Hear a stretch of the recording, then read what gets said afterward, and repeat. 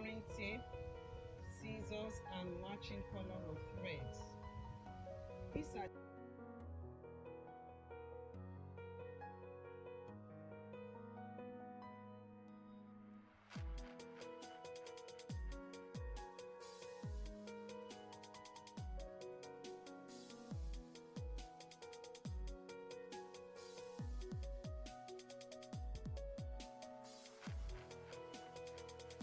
what you do is to weave your bands, your bands, fold it into two, like you saw me do, and then you stitch the base to the band, the right side facing the right side, the left first, and then the right.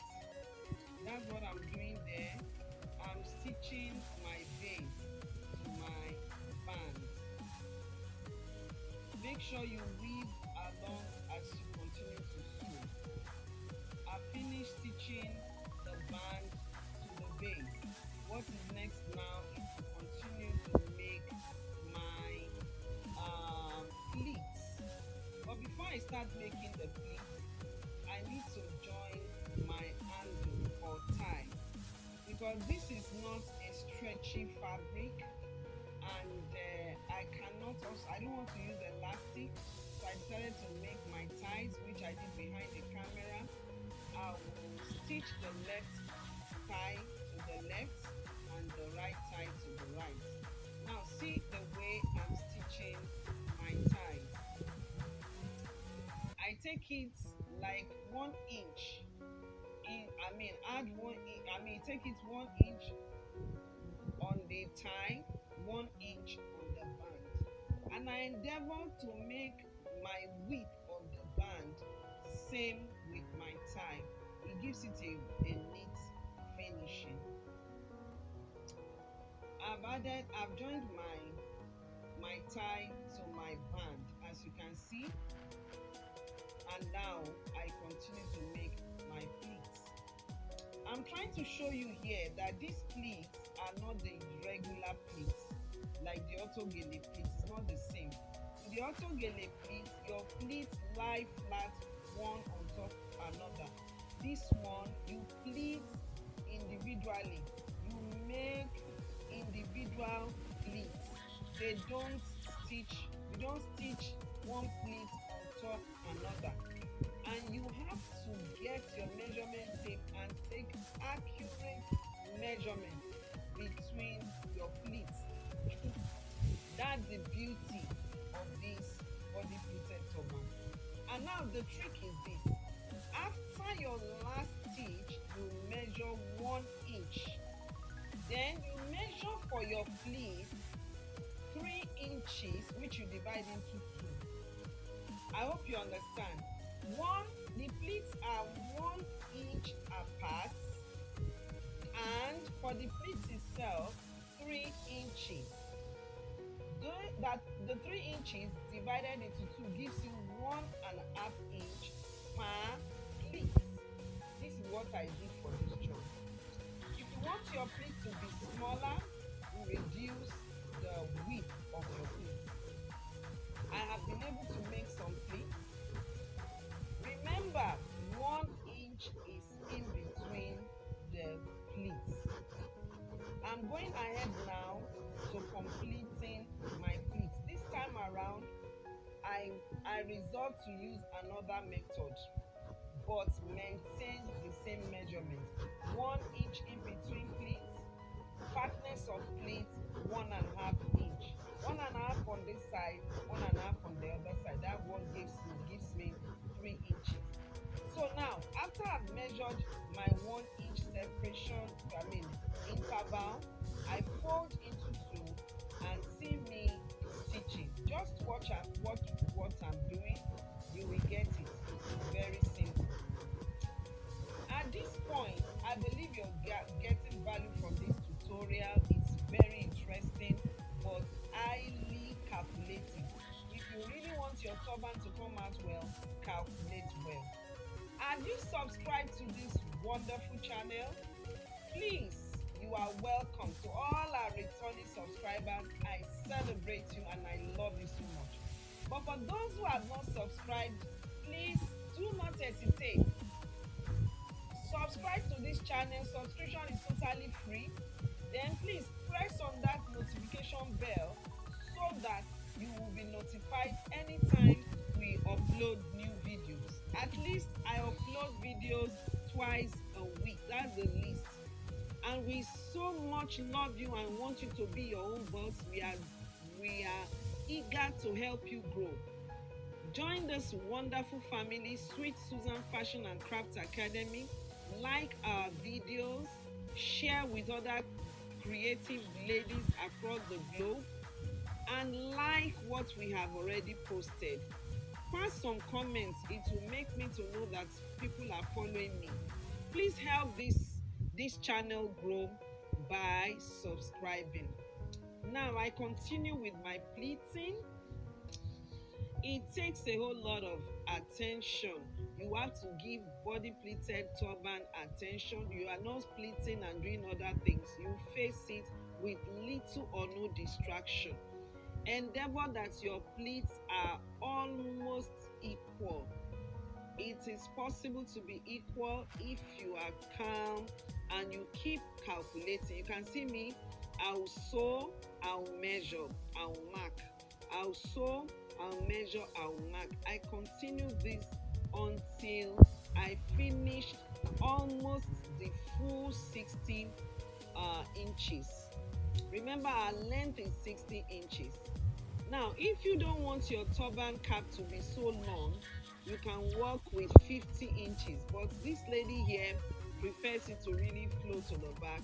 So we are going to stop at 60 inches. Continue to make your pleats. Continue to make your pleats. A yard of material will be sufficient for this project. Continue making your pleats. Remember, 1 inch in between pleats, 1.5 for each pleat. This 1.5 is 1.5 on the right, 1.5 at the back. I mean in the front and at the back, meaning 3 inches for the pleat folded into 2. If you want your pleats to be smaller, you come down to 2 inches folded into 2. I'm done with that part, and I want to continue with behind the camera until I finish making the entire fabric. Wow, so beautiful. I am done pleating almost everything. I left a little there so that it will be easy for me to join my turban. Now you can see my pleats are so lovely and almost equal. Endeavor that your left side is almost equal to your right side. That's what I'm doing there. And when you want to join your turban, you don't just start joining like that. You arrange your pleats. You take your time to arrange your pleats and let them kiss, let them touch each other on the right and on the left. That's what I'm doing there. I folded my turban into 2, and I want to create the path for me to stitch. Now, you know the arc, that shape of the turban, normal turban. Now go to that edge there and take 4 inches inside. Yes, mark 4 inches. This will guide your shaping of your turban. See what I'm doing there? You just use your chalk to shape it. That 4 inches that you mark there, let your chalk pass through that place. Yes, you're going to make something like a saucer shape. That is it. Now this turban has backdrop. It has backdrop. So there is a way you stitch a backdrop turban, and it's different from the normal turban that doesn't have backdrop. Endeavor to cut off your excesses. You can see me cutting off before stitching. I had to cut off to give it that turban shape. Can you see the shape? Very important. Now I have my turban shape, and that's where I'm going to stitch along. I'm going to stitch along that shape. I want to start arranging my pleats to make sure that the top pleat aligns with the down pleats. Even my tie, I must endeavor to make sure that the two of them are well aligned. Take your time. Take your time, arrange your pleats. That's what I'm doing there. Give this video a thumbs up, give it a thumbs up, celebrate this work I'm doing. Please encourage me, like this video, share with your loved ones, share with creatives, share with fashion designers, share with milliners, and YouTube is going to really know that this channel is prospering and it will be a good one for us. Now back to our work. Keep arranging. When you finish arranging the up and down, now watch what I'm doing. I'm going to start my stitching from the point where my tie stops. I will go upwards with like 1 inch, then so the left with at least 3 inches. You can see me. Then I will start to stitch upwards.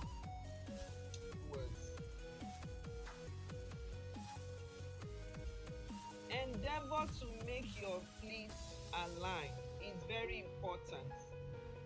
Align your pleats and carefully stitch. Join your turban together very, very carefully. That's what I'm doing there. I'm taking my time to make sure that my pleat doesn't get wrong. That the ones that are facing down are all facing down. If they are facing up, they are all facing up. Not that some are facing up and the other one down. So you stitch your turban together that way because it adds value.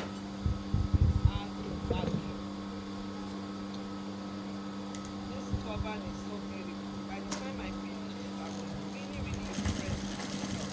And I'm sure that the same will be with also what I'm teaching. You can see when you want to join your front to the back, you don't join just like that. You go up, turn to the right before you stitch completely. I'm done stitching my turban cap. I'm done stitching my turban cap and I want to cross to check to be sure that I did enough stitching. Cut off all excess thread. Cut off all excess thread. You won't have to finish. Your job is the ends. That is what will make the difference that you are a professional. And again, begin to stitch down all necessary places. You don't want your client to come back to say the turban is giving way. Now cut off all excesses, cut off all excess threads, and endeavor that you have a good finish. I didn't line this turban because I made a separate turban lifter, like an inner one inside.